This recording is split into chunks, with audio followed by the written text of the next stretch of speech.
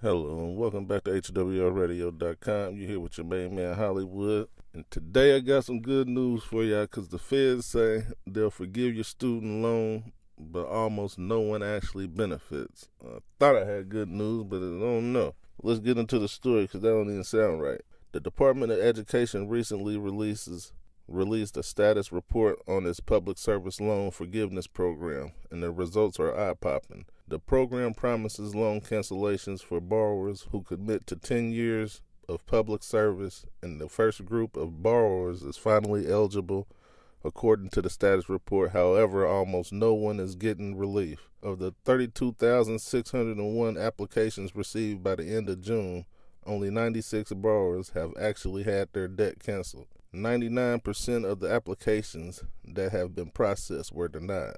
As lawmakers explore new solutions to our nation's student debt crisis and college affordability woes, PSLF should serve as a cautionary tale. The program's outcomes are distressing, but they are not entirely shocking. At first glance, PSLF sounds simple and generous, but it was packed full of red tape and fine print that made it nearly impossible for borrowers to navigate. Red tape that was compounded by inexcusable poor advice from student loan servicers. For instance, many borrowers were unintentionally enrolled in the wrong repayment plan while completing their years of public service, rendering them ineligible for PSLF. To develop policies that are likely to gain bipartisan support, legislators look for sensible solutions. The modest price tags, but this creates tension when it comes to finding meaningful answers that speak to their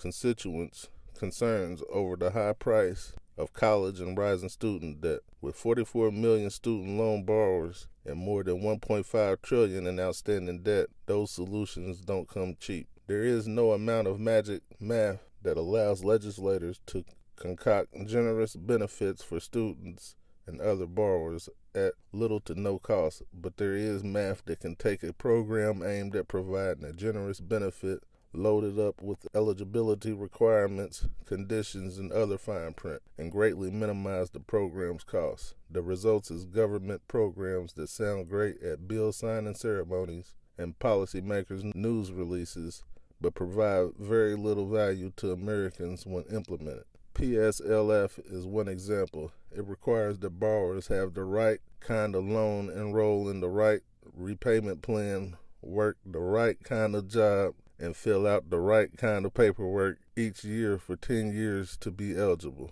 This just scrapes the surface of the fine print. There's more. With all of these conditions, it is not surprising that so few borrowers completed the correct steps to get what they were on. The Teach Grant program is another.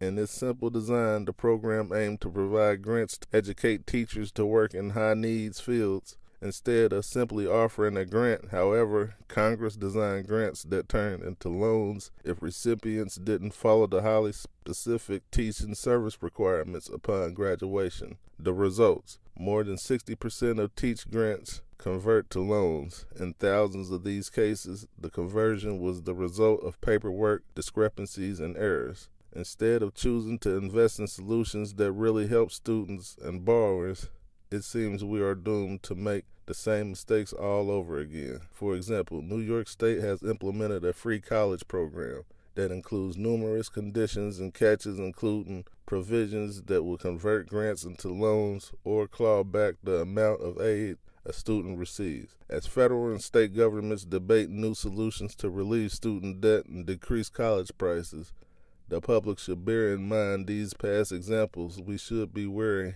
of programs that promise big benefits at little cost. Evaluating them for effectiveness rather than budgetary impact, we should recognize the elaborate eligibility criteria do not target benefits to those who are most deserving. They simply act as roadblock for all applicants, regardless of their merit. And we should be vigilant in ensuring that backroom policy processes do not erode good policies under the weight of fine print. Most of all, we should build bold programs that provide real value to American students and borrowers. Julia Margetta Morgan is a fellow at the Roosevelt Institute and executive director of Great Democracy Initiative. She previously served as senior education counsel to the Senator Elizabeth Warren and a senior program officer at Bill and Melinda Gates Foundation. You can follow her on Twitter at jmargetta. That's MARGETTA. If y'all want to, go ahead and help her fix this shit, because what I got from this is these motherfuckers is trying to help y'all while still getting paid. And that's the big problem here. Why don't you just help motherfuckers? Greed is fucking up everything. Greed is always gonna fuck up everything, and that's what this is. The motherfuckers that's trying to help y'all is greedy. They trying to help y'all at half off because they want y'all to pay at least half of it. That's what I'm getting from this. I don't know if it's half or 75%, but number one thing, people start reading shit, because a lot of people, you just see, hold on, it says that I just have to pay this a month. Oh, okay, let me see that let me see.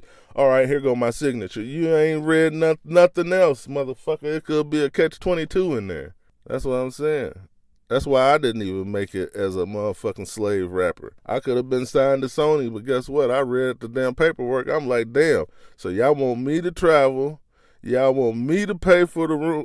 Basically they saying that I'm going to get paid so much. But if you add up all your expenses, basically what you was getting paid is just for your room and board. So you better have motherfucking merchandise or something if you really want to get paid. You better have something. A motherfucking little train station show or something, some dice. You better have some kind of motherfucking hustle, because you ain't going to get it. But you better have some kind of motherfucking hustle in these damn programs, because you ain't going to get it there. But that's going to be the show for today. So make sure you go over to HWLRADIO.com, check out the radio station app. Also, check out the sponsors page and like, share, and subscribe to the channel. It's the only motherfucking news station bringing you the news like this, because the others is going to sugarcoat it and try to make it sound good for them. But I'm not in their pocket, and I'm not trying to be in their pocket. And I'm out.